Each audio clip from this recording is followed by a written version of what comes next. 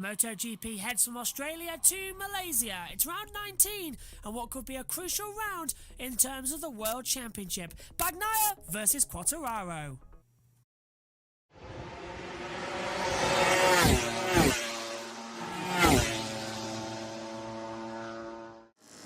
Hello everybody and welcome to free practice number 2 for MotoGP here at Valencia. The bikes are heading out onto the circuit as the green light is on and we are underway. This is going to be absolutely fantastic. Can't wait to see what this is going to be as well. One thing I have just noticed is that with the introduction, I was wondering, everyone wondered this morning, why was it so short? It seems like it's only saved around about 1% of what it was actually supposed to, because we had a whole thing with the championship being run down as well. That's not there. So, don't know what's happened there. We'll fix that ahead of FP3 tomorrow as well, but this is the crucial one. Free practice 2. Usually, if it's better conditions than it was this morning, which they've actually roundabout stayed the same. Ground temperature, that's the track, at 36 degrees. Air temperature, 24 degrees, 15% the humidity. So it's largely stayed the same across the morning to afternoon, as it does usually here in Spain due to the conditions. So it's actually not that bad. So my money, personally, is on for Quartararo to still top the session. Now, we're looking at the current session, but if we just take a look at the combined times by pressing that button, these were the times this morning set in the first practice session. So the top 10, as you can see, automatically qualified to Q2 at the moment. That's Fabio Quartararo, Marc Marquez, Brad Binder, Jack Miller, Alex Rins, Johan Zarco, Jorge Martin, Miguel Oliveira, Aleix Espargaro and Joan Mir rounding out the top 10. But the big news, Pepe Bagnaia down in 17th position. He's got a lot of work to do in this session now in order to get inside the top 10 for the Q2 promotion slot, but also try and get ahead of Quartararo, because as it stands, if Quartararo wins the race and Bagnaia doesn't score any points, Quartararo is champion by 2 points, and there's a lot of work to do. Right, they're on their first flying laps. Let's say good afternoon to BT Sport for a couple of minutes. Quite entertaining. It is hard to understand mapping, isn't it? Yeah, really hard when they've explained on several occasions. If we ever show mapping 8, that means Dovi's behind you, let him pass. Yeah, really difficult one to remember that. I don't think we're going to have anything like that, though, are we, this weekend? I don't think we're going to need to get to that position unless Bagnaia finds himself in 16th and Quartararo's winning, and suddenly all the Ducatis get mapping 8 up on their dashboards, don't they? And Gigi has his big red button that stops them all. Gigi must have some kind of button where he can just turn the power down. Take 100 horsepower out of the bike he wants to. But yeah, no, you don't see them doing it. They've not done it so far, really, and that's been great for the racing. We've been able to see those jaws with Pecco and Bastianini, and the riders have respected each other, which was the only ask from Ducati, and we've been able to see some great racing. So hopefully this doesn't come into play here. Yeah, like you said, Gav, I think the only way I can see this happening, team orders, is if Pecco is in a position where there is Ducatis in front of him that could give him some points, and he's not scoring enough to be world champion. So that's the only really reason. But I can't see that happening either. I think Pecco is going to get back on the pace. I don't think. I think this morning was just a bit of getting up to speed for him, and we're going to see some faster lap times for him this afternoon and tomorrow. There's Pietro, Pecco's dad, down with Michele Pirro, just watching out on the circuit. Had a reminder, thanks Stephen Aitken, who's sent me a message on Twitter at BT Sport MotoGP, not to forget 2015, of course, when Lorenzo did come and win. But that was a different situation with Rossi starting from the back of the grid. It was, one of those. Yeah, always good. And 92 was another one. That's I think the 2015 one. That was one where Marquez didn't pass in. Remember, we are not starting this again. Changing the subject. I bet Ducati are pleased about the weather this weekend, because what they wouldn't have wanted is, imagine a mixed weather, like some normal weather we can have here at this point of the year in November in Valencia. We've had flag-to-flag races here in the past, I think. Yeah, we have, and that's one of those situations where you can't guarantee anything, can you, in one of those races? And you crash easier. Exactly. For sure, Ducati will warm conditions and a race situation where they can minimize the risk, because there's a yellow. Sorry to kind of cross you there. It's a yellow, and it's one of the Yamahas. I think it's Franco Morbidelli. It is. Franco Morbidelli has crashed out down at turn 1, so presumably the front's dipped away from there as well. Let's take a look. Mr. Clean says, saw this and thought of you, bud. Your commentary is fire. I think you could win this. Did you send a link and I can't see it? If you've got a link, send it in. I'll certainly have a look what you're on about. If not, at Joshua Birch 99 on Twitter, our Instagram to get in touch with me as well. But the email as well for my journalist account is in the YouTube chat as well. So if you need that, you can go to the About section on the YouTube channel and send me it there if you can't get hold of me. But here we go. Quartararo then, third at the moment, already in the combined times, goes back to second. So we've had Fabio Di Giannantonio crash at turn 2. So Morbidelli at turn 1, Di Giannantonio at turn 2. The yellow is already starting to come out. But this is what's happened so far then, as there is Digi. Bike looks to be just about okay. So I wonder if that's a technical fault rather than a crash. I'd like to see it.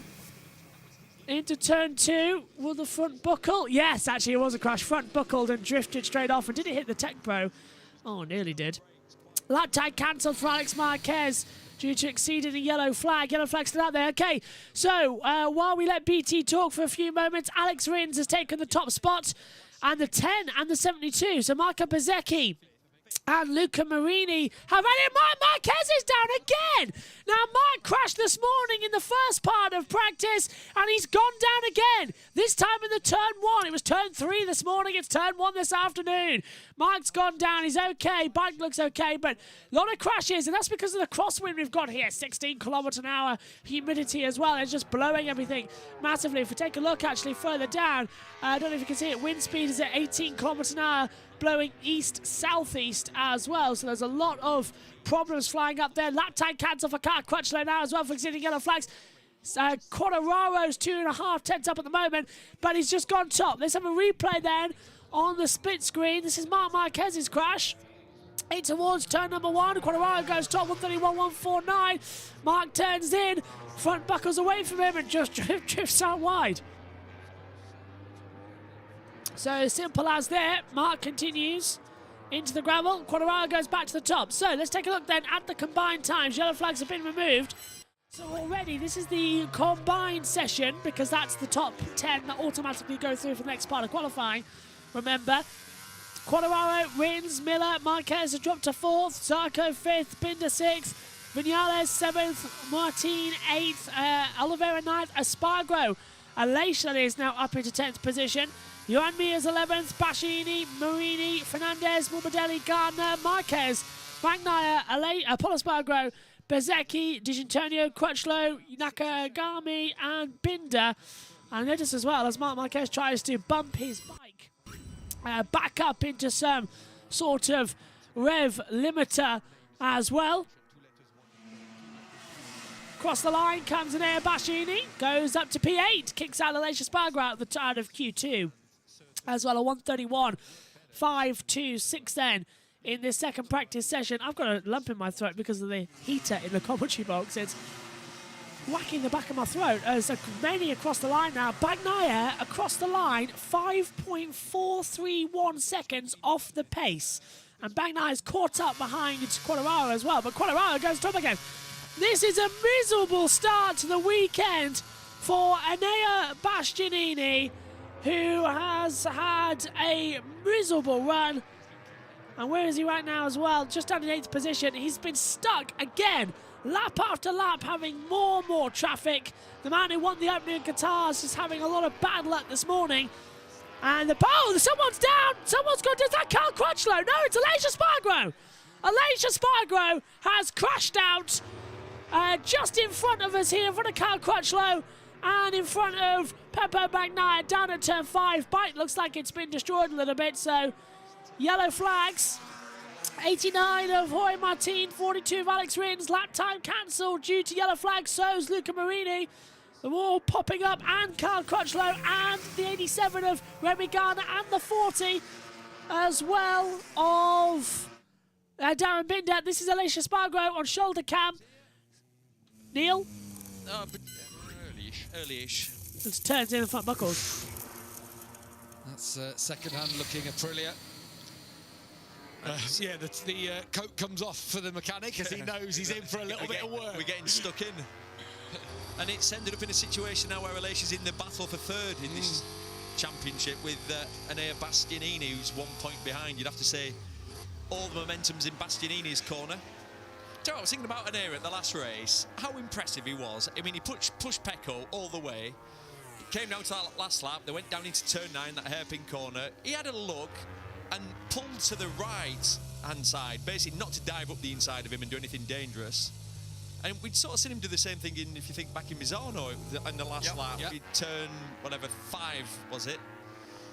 Last lap, and he pulled to the outside of the rider to turn 4. And it actually shows Enea Bastianini totally riding, obviously with his head. If there was a clean pass on, he would have gone for it, but I'm impressed with What do you say? What do you both say? Because I have seen a lot on social media of sceptics this week who say that team orders have been in play. Absolutely not. No, you would never ride that hard as Bastianini did it on a last lap if you weren't going to take the win. You just wouldn't.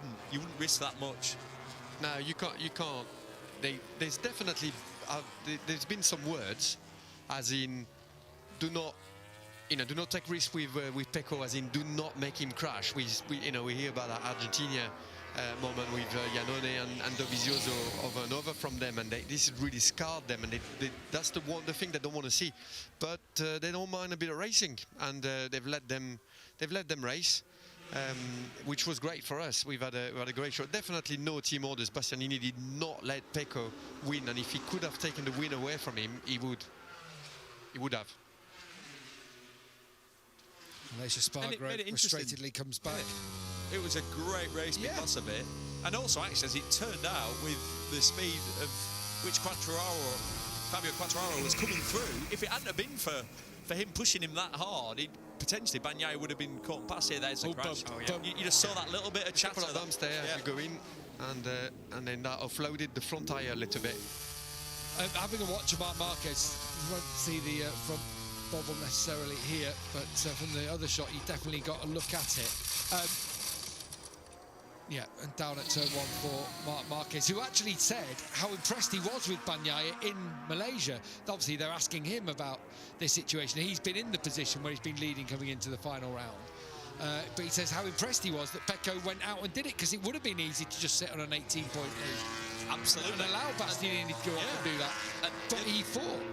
Yeah, and to get that respect from Marc, because Marc, being honest, in the past hasn't been that respectful towards Bagnaia. It's when asked a few rounds ago of who he thought was going to win the championship, he said Pecco's bike, but basically Ducati, not giving Francesco Bagnaia any credit. I'm going to say some credit. So I actually thought it was nice of Marc to say that, and I thought it was right of him to say that, because Marc knows what it takes to win a MotoGP World Championship, what that pressure's like in that situation at the penultimate round. So credit where credit's due.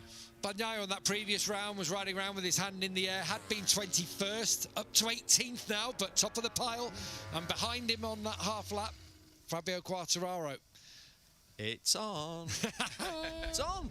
Gav. We know that Bagnaia has been a steady starter throughout a race weekend, and will build into it, so we do feel like he still will have some sort of pace. But talk to me about around this place. Yeah, well, talk to me about being in Pecco's position. Leading a championship at this stage when you're riding for a championship. For Fabio now, obviously he's in the best position. He's already won a world title anyway, so he hasn't got that in the back of his mind going, this could be my only opportunity. Also, the fact that now all he can do is go out and win the race, and I know that just because I'm saying it doesn't make it sound any easier, but there's no other permutations that he can think about. Just got to go full attack mode. That's the scenario you sort of want to be in. It sounds weird, but if you're this man, you're leading the championship, you've got the weight of the world on your shoulders, because basically everyone's already given him the title, you've already won it, all you've got to do is ride round. Basically, if you finish 14th, you're world champion. The problem is, with motorcycle racing, it's very similar to football. Now, hang on. Just go with me on this one. In football, if you go in for a tackle and you pull out halfway, you don't want to get injured, you end up getting clattered. Well, in motorcycle racing, if you try and ride a bit conservatively, if you're a little bit edgy, what happens is you half tip into a corner, then the rider behind thinks, oh, I'm just going to go for it. And you end up getting clipped. Someone catches your handlebar. You get caught up in other... Again in turn one. How often do we see Bagnaia? This is like watching Maverick Viñales. It's not easy though, is it? He's got all that weight that you're talking about, Neil, that the whole of Italy, basically. He's on the Ducati. He's an Italian rider. They've not won since 2007. They've been after that title since Gigi Dall'Igna came into their factory effort. And this is the golden chance. And only one man can make it go away. It's basically Pecco by making a mistake. So there is a huge pressure there. And he'll be going around in FP1, FP2, thinking, what if I push a bit too hard and make a silly mistake and crash and hurt myself and I can't race Sunday? He'll be thinking all of these things will be going in his head. Fabio, on another hand, he's just thinking, well, I need to push, I need to build my race rhythm, I need to go for it, and I need to win the race. Yeah. So that's that. But for Pecco, it's a very, very different story. I mean, the odds are on his side, obviously, with that much of a lead, but it doesn't make it, it makes it so much harder. And if you could choose now, Sylvain, of course...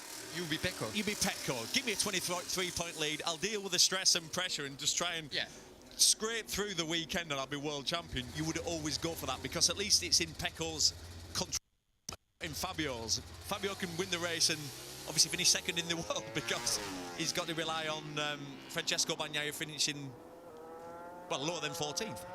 But Pecco is not going to be sleeping as much as Fabio doing this weekend, I can tell you that. He will be Pecco's not sleeping. He's not sleeping at all. He's not sleeping at all. As in Fabio will be, I think this weekend will be quite relaxed. Yeah. He'll be fine. A lot of his girlfriends alongside him in the motorhome, Demizia, were there grabbing Pecco because she looked the most nervous out of anyone. They're both are there wide awake, not talking, just going... God, it scared me, that garage that last was some Saturday. Tension. Wasn't it? Last Saturday. Was some tension. Last Saturday, 2 weekends ago in Malaysia. Do you know what the most calm person was? Gabarini. He's done it before though. Been there and done it though, hasn't he? He's done it, and he knows like that, you know, by him being calm, will give confidence to Pecco. That's how it works. I'll also say, when Stoner won in 2007 with Gabarini in his corner, Tardozzi wasn't there at the time. No. Giovinazzi wasn't there at the time. Gigi Dall'Igna wasn't there at the time. So for them, it's all their first time. He's the one, actually, who's been there, done that twice. He's been there with Casey at Ducati and Honda. And I think I know the answer to this, but I'll put it out there. If they don't win, do you think someone's job's at stake? Well, this is the question that we just had in from Chris Byrne at BT Sport MotoGP on Twitter, as Davide Tardozzi watches on. I like it, Chris. You have got a big wooden spoon and you're stirring the pot. What did Ducati do if Enea takes the front into turn 4 and takes out Pecco and Fabio wins? It's a fair what do they do? It's a good question. It's a great question, and it could happen. Well, yeah, what heads will roll. Which yeah, heads? but yeah, well, it's like it is no different again to football. The team plays bad and the manager gets sacked. It would be a disaster, wouldn't it? It would be, well, the biggest disaster. The biggest casino in the history of casinos. Grande Casino. Just the Italian word for a disaster. For when maybe some handshaking. Wrong. Yeah. Sorry, and if you think when you're listening that we want that to happen, we don't want it to happen. What I want is a great last race on Sunday and a bit of drama, and actually may the best team win. But ideally, as a commentator, as the race is going on, if Fabio is leading, then right until the last corner, there's still a possibility. Yeah, nothing been decided. Yeah, the championship. Yeah, remember last year when it was Bagnaia crashing out, actually, that had already handed Fabio Quartararo the title. He didn't need to do anything, if you remember, in Misano, even though he fought back very well, you have to say, superbly in that race when he started way down the order. That was where another one, where in qualifying nothing worked for Fabio Quartararo that weekend. That was the tension of trying to get the championship over the line. We're talking about gaps at this circuit being, it seems to exaggerate them. They're always even smaller around here. We've got the top 23 riders, everyone bar Darren Binder, so Fabio Di Gianantonio's 23rd fastest and he's 0.9 of a second off the quickest. The whole field, apart from Darren Binder, are covered by just 0.9 of a second. And if you want to be in Q2, it's 3/10. Wow. That's really? unreal, isn't it? So Unbelievable. Bagnaia sits in the middle of the pack. He's sat in 13th at the moment, and he's half a second off the pace. Why do we get processional races around here, though? We have had in the past, haven't we? Difficult to overtake, and yeah, very physical track. There is not a lot of tire degradation because it's not very abrasive, and yeah, so it makes overtaking difficult. You know, there's nowhere really where you can get some slipstream around here, that last straight, because the last corner is so slow. It's all about putting the power down. But if a bike is like, say, 5 meters in front, because they're going to accelerate a bit earlier than you, so let's say there's like a half a tenth there, the problem is you're doing that last turn at like 70 k an hour, so that half tenth at 70 k an hour becomes then a lot more meters as you go through the straight, so it's very hard to make a difference. So how important does that make qualifying, Neil, when we come to it on Saturday? Even more than From normal. Fabio Quartararo's point of view. I mean, it is huge. What happens on Sunday for Fabio is all about tomorrow. It's all about that 15-minute qualifying session. I mean, he has to be, the bare minimum, he has to be on the front row. But I'm almost going to sit here and say, if he wants to lead it into turn one, he's got to have those extra meters advantage. He's almost got to be on pole position. He needs to lead. He needs to lead at the end of lap 1, because without that, he's going to struggle so much to overtake the Ducati. Well, you said Once earlier, they've activated Sylvain, the tires. he has to lead out of turn 2, really. He has to lead immediately and try and make a difference in those first corners where everybody's doubting a bit, and the one that will be doubting the tires the most at the start of the race, he's Pecco Bagnaia. He's going to be literally upright going around turn 4. He's going to go that slow around turn 4. Someone Put his leg out like a motocross. Someone might even tail end him. Yeah. And I'm not even joking. Wouldn't you? Yeah, you You'd be would terrified. Of course, because if you took the front on turn 4, which is where a lot of riders crash, because the the right-hand side of the front tyre is a little bit cooler. Well, hello everybody. I do apologise that I've been away for a few moments. We've had a massive sort of technical problem with our microphone.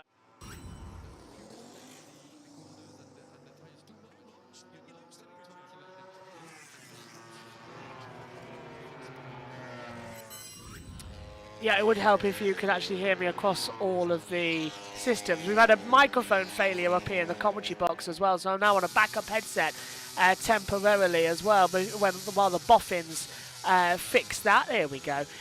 Further back as well. So we're on a backup headset, so apologies for that. Last race of the season, pretty much everything usually goes wrong anyway, but great, we've got some backup equipment now. Marc Marquez crossed the line, 8th fastest, 1:31.375. Quartararo is getting quite up there as well. Got a yellow flag actually in the first sector, so who's gone down there? So who's had a yellow? We'll check in a second. Quartararo is still top. Marini second. Miller third. Rins fourth. Martin fifth. Oliveira sixth. Paul Espargaro seventh. Marc Marquez eighth. And that is Cal Crutchlow, who has gone down on the deck as well. It seems to me that he's down at turn 3. Let's take a look. Is it turn 3? It is. Turn 2, 3 area. So Carl's gone down there. He's walking away from the bike. So it looks like they can't restart that for a while, which is slightly disappointing, but I think understandable. Yellow flag still out. Quartararo comes across. Yellow flag just been drawn now. Quartararo does a 1:31.710, so he's on a longer run of time as well. Hello to Chambers, Charles Torrance, not into motorcycles, just stopping by to say hello. Save up that money, Joshua, for next May. Absolutely, I write books. Hopefully as well, we've got some progress on that, actually, but it is the same weekend as Monaco. But if not, then I think we're going to do the Harvest one as well. But we've got backups to plan over the winter. As well as lap time cancelled for the 87 due to yellow flags as well of Remy Gardner. So across the line there, apologies that the mic's not sounding great at the moment. Literally it's a USB headset, but the bus mixer microphone isn't working, so the boffins behind the scenes are desperately trying to get it working for us, but hopefully it's all good. It's just temporary. It should be, I'm being told in my ears, it should be fixed in about 5 minutes. Fabio Quartararo is 0.010 up on his own time at the moment. Bagnaia is still 13th fastest and a couple of tenths down on the overall time, so he's got time to find. 89, so Jorge Martins had his lap time cancelled due to exceeding yellow flag conditions as well. Quartararo then a tenth up at the moment, just finding some times. I'm getting very much entertained in this session as well in terms of, I'm looking forward to seeing all of this action that we've got coming up, all of the runnings we're going to have as well. As if you're just joining us for the first time, our audio is usually a lot better than this with our microphone, but we're on a backup headset as the other one isn't working. Hi, Josh. Josh will know all about microphone problems. Yeah, the main headset isn't working at the moment, so the boffins are trying to connect the lead back because it's disappeared from OBS. So we're on a USB mic at the moment. Hi to SHT as well. Hello, everybody joining in for practice 2. 20 minutes to go, 25 minutes down. As well. Now, is Bagnaia going to get anywhere near that top 10? Zarco's time is a 1:31.455, and that is 3 tenths off the pace of Quartararo. Bagnaia is 8 tenths off at the last corner. Ducati don't like this circuit as well, which is what is really bizarre, as Bagnaia does a 1:31.873, so 7 tenths off the pace, stays as well in the 13th position, 0.724 off the pace. SHT says, will Stoffel and Fernando reunite on the same team next season? Entirely possible. Van Dorn becoming the Aston Martin third driver as well in Formula 1, so it looks possible as well. And Fernando Alonso and Aston Martin. Adam says, who's your pick to win the championship? To be honest with you, everybody would say Pepe Bagnaia, but he's struggling out there. At the moment, if he finishes 13th in the Grand Prix, he'll be the champion because he needs to be outside the top 15 and Quartararo to win the race. But 2 out of 2 sessions so far for Quartararo. My money's definitely on him to win the championship. He seemed to be the most determined. I think Quartararo will win the race, and maybe Bagnaia will win the title. He's 2 tenths off at the moment as Quartararo comes across the line, 800ths down from his own best time, ends it a 10th down as well with a 1:31.279. Bagnaia is still 2 tenths down, and Josh is also saying as well, Josh using a radio style mic. Yes, it's literally the backup headset because the other one's not working too well. So hopefully it'll be fixed shortly. But that's what live technical problems are all for. We don't usually do MotoGP practice live, so the system's sort of acting against it as well. It did it at Silverstone a little bit actually as well.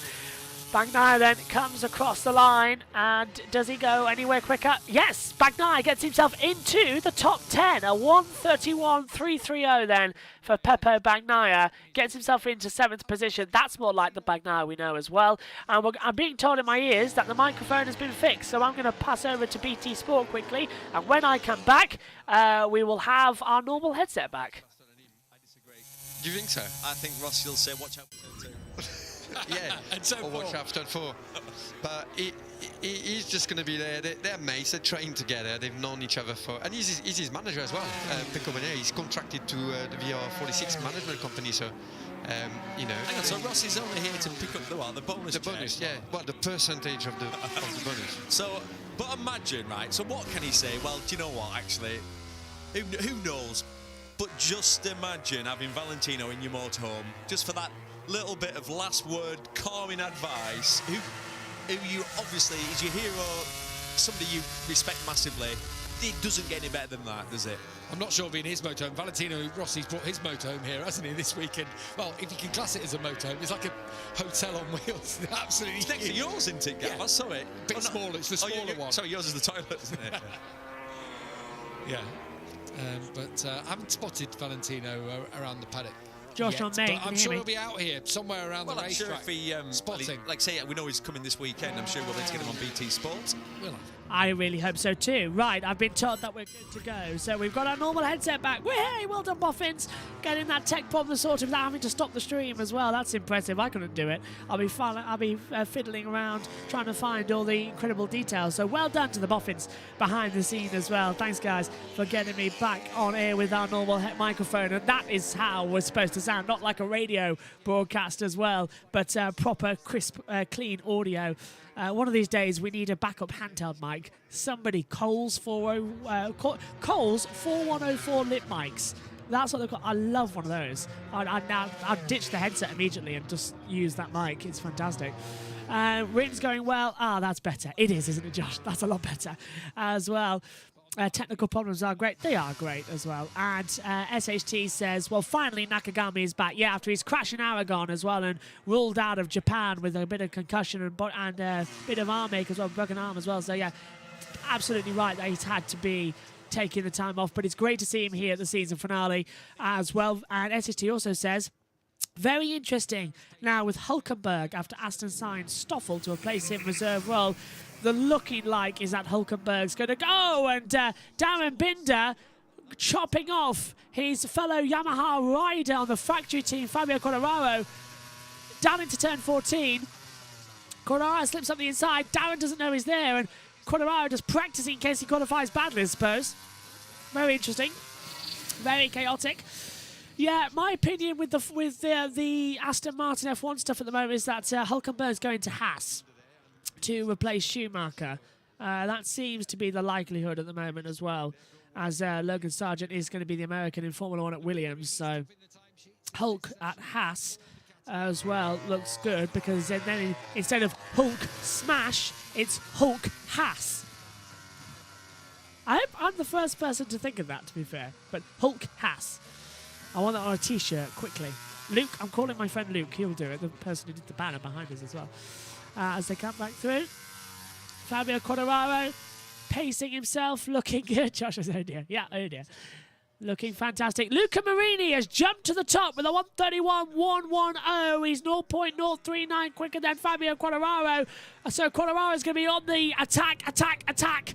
Coming through shortly. Across the line comes Fabi, and it's a 131.470, 3/10 off the pace, while Lynn Jarvis is looking a little bit worried.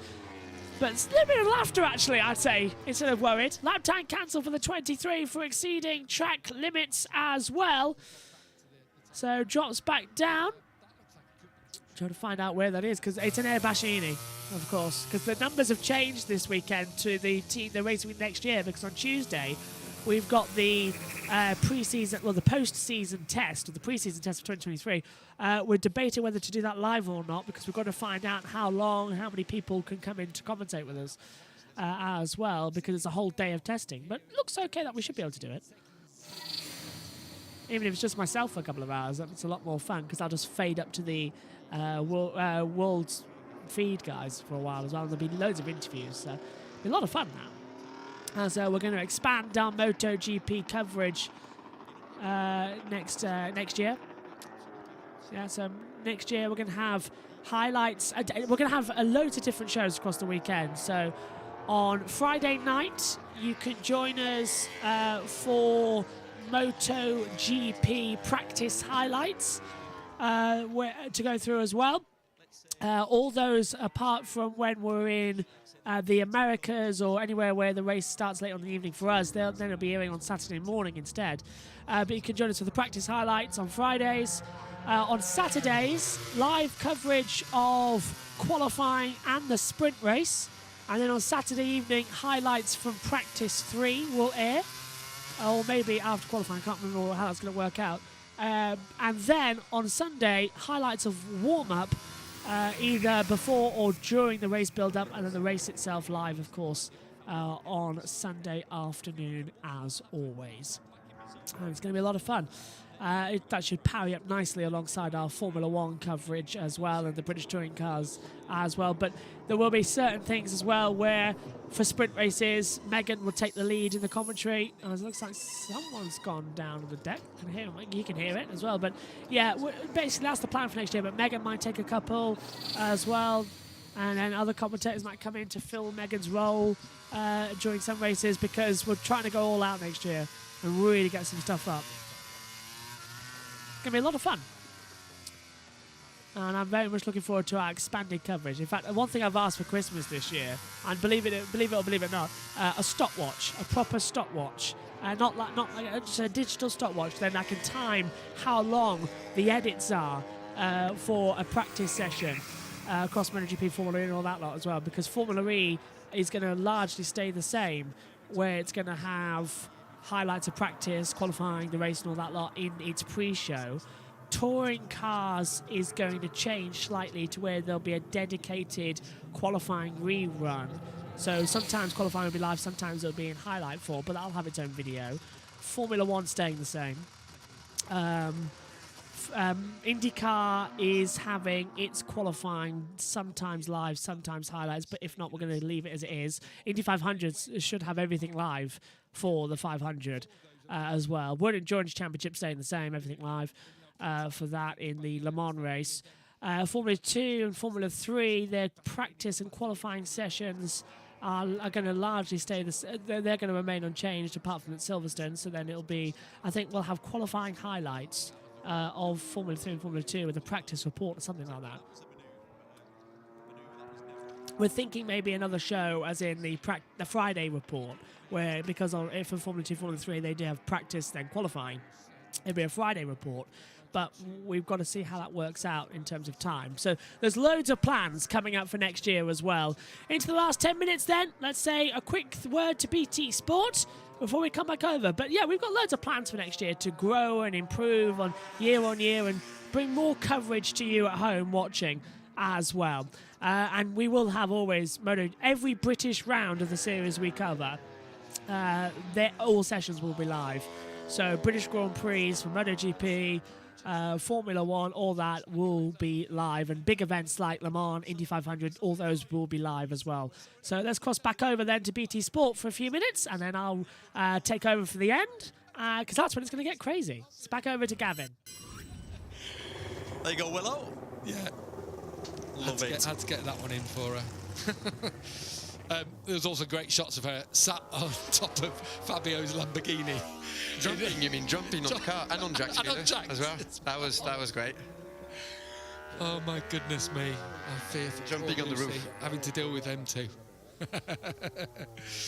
Yeah, I was at the NEC bike show last year and strange. I got some pictures of Sylvan's beautiful wife led all over my car. Do you remember that? He sent me the picture. Caroline leant over the bonnet of my car. Oh, cheers for that.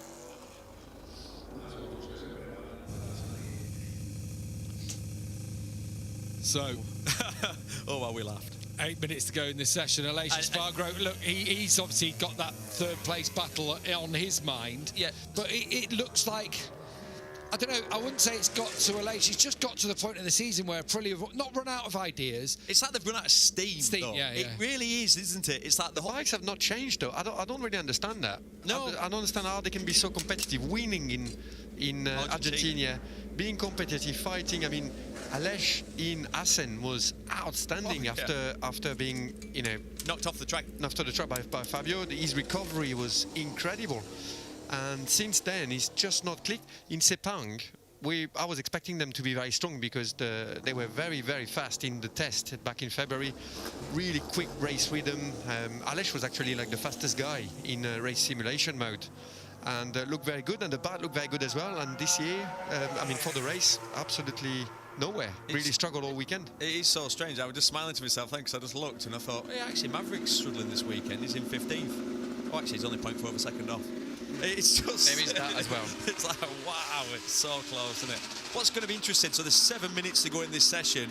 Really important. Time attack time. Forecast for tomorrow looks great. But it's still going to be relatively cool in the morning. These could be your best conditions. Albeit we know it's quite breezy out there. I don't know if the winds... If there's no wind tomorrow morning will be faster. You can't risk it. You have to go now, especially if you're Quartararo or Bagnaia. I think you have to go now. And the thing is as well, I don't think you're going to be edging towards the soft tyre, are you, for the race on Sunday? It looks like The medium is working quite well for many riders. Yeah, a lot of people on the harder medium. So they can throw a soft at it. Looks like everybody is going to go. Yeah, we're going to see a full-time attack right now. Can I just ask one thing, just while we're on these outlaps now? 2 tyres only next year. We've got the 3 options currently, but it's only going to be 2 options available. How will that change things? I don't think so. Obviously, and I know you know this, Gav, it's going to be the same for everyone. There'll be the odd round you go to where they probably off a little bit with the compound, and actually it might make some interesting races where more tyre management. Some of the tyre management races that we've seen over the years have been really good. Some haven't been that good, but I think in general, I don't think it's going to make much difference. No, I agree with you. I mean, we've seen more and more now. It's interesting doing the tyre piece at every race. We see more and more of the riders choosing the same tires. So why bring in lots of different options when everybody's racing the same? And just in terms of what Michelin will be doing, will it be effectively the soft and hard options from this year? Does that make sense? You have the full range, or do they go to one end or the other of a range? Very often they brought tyres very often on the hard range, especially in the rear where they were out of range, they didn't work, and they were more like backup tyres in case it's really hot or in case everybody gets really high tyre Here it's really degradation. But I think they brought those tyres and they realised that nobody was really trying them, or maybe one of the B team rider was trying it and then finding that they wouldn't work. So I don't think it's going to be a major effect on next year. But there have been a couple of occasions this year, haven't there, where there have been riders who've gone out of the where everybody else is looking at tyres. Mark in Phillip Island. Exactly, Marc Marquez going with the soft tyre there. Fabio Quartararo had one with the medium in Sachsenring. So, gone away from the field and actually been successful. So that's why I just think, yeah, I think if you put Mark on the medium in Australia or Fabio on the hard in Sachsenring, it wouldn't really have made any difference. I'm liking the look of Jack Miller this weekend. He is quietly... Honestly, we've seen mainly shots of Quartararo and Bagnaia all weekend, but I've been looking at Miller's times as he goes to the top of the timesheets, and he's been steadily going about his business. He was the best Ducati earlier on today, the only Ducati in the top 5 earlier on, and he just goes to the top of the pile. Remember his battle here with Morbidelli a couple of seasons ago when he was on the Pramac bike. You remember last year he was involved in a battle with Martin, wasn't he, as Bagnaia went on to win the race. So Miller goes well around Valencia, and it's his last ride with Ducati. And you know what that means to Jack. He'd love to go out with a win, because if he wins, then basically his teammate's world champion as well. So, and he's not completely out of the top 3 fight. Is it 23 points? Yeah, I mean, behind P3, so you never know, do you? Again, there's a big bonus there, just massive in case. bonus, yeah. MotoGP bonuses, top 3 in the world. I think it's a tenner for the winner, is it? Tenner for the winner? 15 for second. What? No. You get more. What? You get more for second? No, I thought you started with third tenner, 15 for second, and 20 for 20 quid. Yeah. Big bonuses, Gav. Luca Marini's on a lap here, where we've just seen Aleix Espargaro getting a pretty sideways. Ends up with a pole tomorrow, but it would be pretty random that every Ducati rider's had a pole position. What a stat for Ducati that would be, to prove, underline with a big thick black marker that Ducati have built the best MotoGP bike. Going to go P1 there. Yeah. He does go to the top of the timesheets. He was on pole here in Moto2 actually in 2018, but never had any better than 5th at this circuit. As Marquez comes to the line and goes into second place. I think Mark's in the shout as well for the top honours this weekend. Fabio Quartararo now needs to show what he can do on a one lap. Tell you what, that's quite a big gap that Marini was able to make there. 3 turns from this track on P2, that's quite a lot. Quartararo up to 4th. He'll have another go at it now, down into the fast turn 1. It's usually your second lap you do the best lap because of respecting the right-hand side of the tyre. You sort of, you're aggressive, but you place it into turn 4, you place it into turn 12, but on your second flying lap, you know then, tyres up to perfect temperature, full attack. On board with Pecco Bagnaia out of turn 11 into the little right-hand kink now of 12. Quickly get on the throttle to get the bike turned up and over the top of turn 13.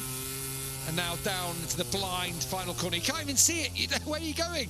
Into the apex, just in a dip there in 14, the Adrian Campos corner. Into the home straight now for Bagnaia. Currently in 16th place, this should shoot him right up the order. And he goes up into 3rd spot. Martin also coming in across. And now all of a sudden we've got 5 Ducatis in the top 6. Suddenly when the soft tyres come in. Yeah, that's going to be Fabio's problem tomorrow for the qualifying. The Ducatis, when they throw the grip, that soft tyre in the rear, they're just able to make that difference. And they're all able to use that grip. The bike is so friendly. 1 minute to go then in the I forgot I wasn't stood up. 1 minute to go then in this second practice session for MotoGP. This is the final laps we are about to see that are going to have everybody at the front as well, as the mic's still playing up. So thanks to BT for helping us out. Quartararo goes 6th. 130.442 across the board. Now look at Miguel Oliveira. He's 11th at the moment, but 3,000th of a second off the pace of Luca Marini. So there's time still to be found there if they want to have it. He's dropped 2/10 now, so maybe that's changed over a little bit, sadly. Bagnaia is looking okay, 7th fastest, 3/10 off the pace. That might shove him a little bit, I would say, into 7th if he can improve. No, he's backed off, he's hit traffic, so Bagnaia's lap time seems to be done. Oliveira goes 6th, 134.22. Bagnaia 8th, Binder 9th. Quartararo 7th at the moment. The checkered flag goes out, qualifying. Now the running orders are going to be locked in. It's due to be a colder first part of practice tomorrow in FP3, so maybe that won't change anything. Bagnaia goes 8th. Binder goes 9th. Marini goes into P1, stays there, 132.17. Martin jumps to 2nd. Bastianini goes into P5.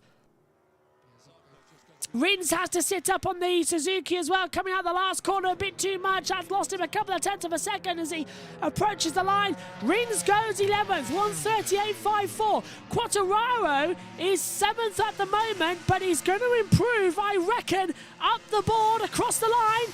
Fingers crossed. Oh, he lost 4 tenths in the last sector. Quartararo stays 7th, doesn't improve. And I think this practice 2 is going to end a little bit on a whimper. Don't think we're going to have that much. Aleix Espargaro, who crashed early on in practice 2, is really ringing that Aprilia round out of the last corner at turn 14. Booted towards the line. Is it any good? Is it a quick time? Only good enough for 13th behind his teammate Maverick Vinales in 12th.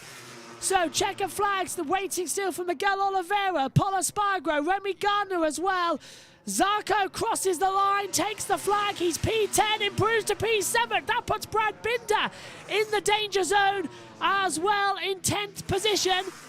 Oliveira secures in 6th, and that's the game. Session is complete. Everyone has taken the checkered flag and is now doing their practice starts. Let's listen to Bagnaia's.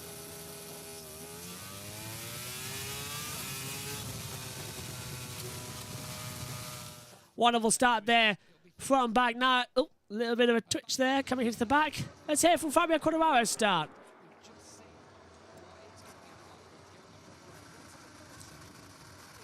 Can't hear it that well, actually, through this part of the mic. Good launch there.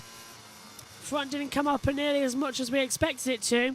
So the top 3 then, Luca Marini, Jorge Martin and Jack Miller are the ones to watch here in Valencia. VR46, very happy with that. Valentino Rossi is here this weekend. He's going to be very excited to see his brand new VR46 team in the top running order here in Valencia. 132.17. Fraction off the all-time record here as well. Not bad.